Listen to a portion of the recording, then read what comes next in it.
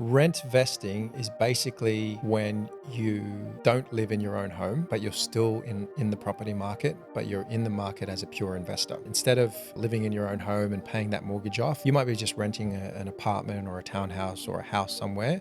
And what you're doing is you're investing elsewhere. And where it might work for some people is it depends on lifestyle, age, all that sort of thing. But it really does work for a lot of people. Let's take Sydney as a market, for example. For a lot of people to get into the Sydney market, they're going to be paying a minimum of $850 to $900,000 to buy property in Sydney. Let's say it's a $900,000 property. Your 20% deposit on that is going to be, if my maths is correct, it's around $720,000. That's a pretty big loan to have, and you'll just be stuck with that loan if you don't have any other strategy in place. And a lot of people just feel like why am I doing that? Why am I being tied to a mortgage for the next 30 years? What you could do instead is you could live in an area where you want to live. It could be, closer to the CBD. You could just be renting and you won't have this massive mortgage that you're paying out. The rent you would be paying would be less than your mortgage. Let's say on a $900,000 home, your mortgage payments might be something like $4,000 a month, which is, $48,000 a year. But you could choose to rent somewhere where it might only cost you $35,000 a year in rents,